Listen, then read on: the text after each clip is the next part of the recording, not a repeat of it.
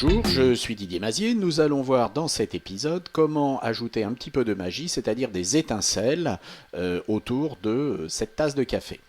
Nous avions vu précédemment dans d'autres tutos comment générer des fumées. Nous allons maintenant nous intéresser aux étincelles. Il va d'abord falloir créer une brosse et pour créer cette brosse, nous allons commencer par créer un nouveau document. Nous allons créer un document de 15 cm par 15 cm. Et puis nous allons nous mettre à 100 pixels par pouce. Nous allons faire OK. Ce document, nous allons le remplir avec du noir. Donc selon la couleur qui est ici en premier ou en arrière-plan, vous allez faire commande ou contrôle sur PC, backspace, vous remplissez avec la couleur d'arrière-plan et alt, backspace, vous remplissez avec la couleur de premier plan. Donc en fonction du noir ou du blanc qui est en premier plan, ça sera l'un ou l'autre. Je rappelle commande backspace ou alt backspace, vous pourriez faire fichier remplir. Maintenant nous allons appliquer un filtre de rendu qui va être un filtre de halo.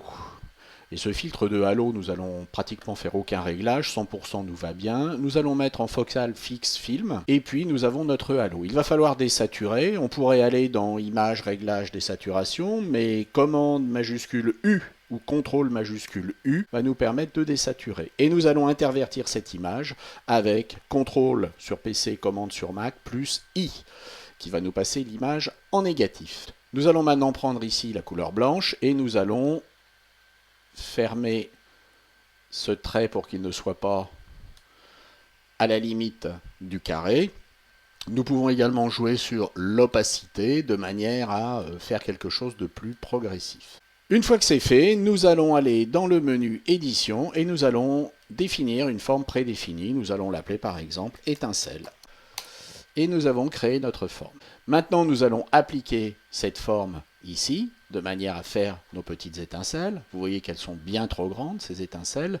Il va falloir que nous allions afficher les formes, de manière à faire notre petit réglage. Et dans les formes, nous allons activer la dynamique de la forme.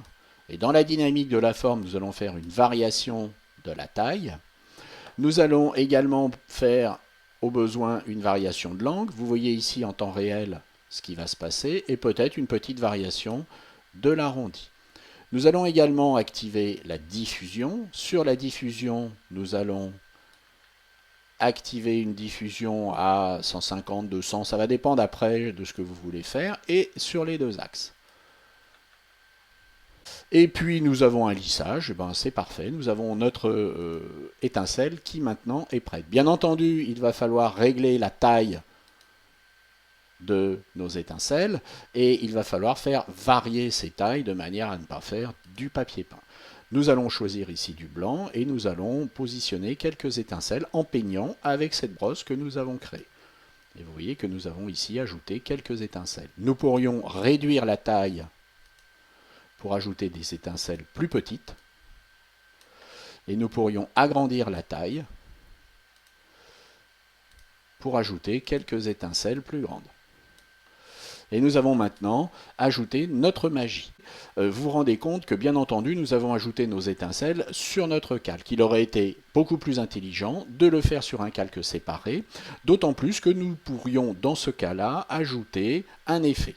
Nous allons donc annuler ce que nous avons fait et puis nous allons maintenant positionner un calque au-dessus et nous allons recommencer avec quelques grandes étincelles, quelques étincelles plus petites et puis quelques étincelles encore plus petites jusqu'à obtenir l'effet que nous souhaitons. Une fois que ça c'est fait, nous allons pouvoir ajouter un effet. Les effets s'ajoutent ici. Je vous propose d'ajouter une lueur externe.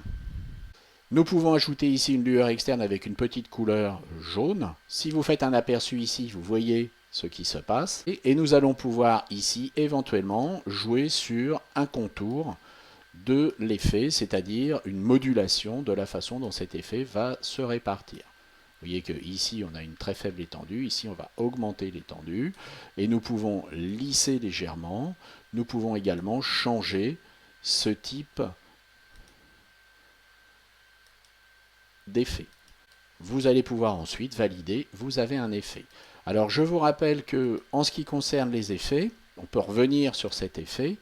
On peut être en mode ici superposition, mais on peut également sur les effets eux-mêmes trouver un autre mode de fusion.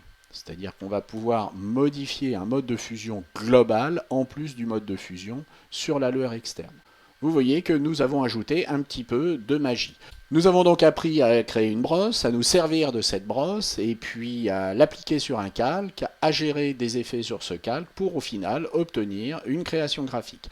Je vous souhaite du très bon photoshopping et vous dis à bientôt. Au revoir.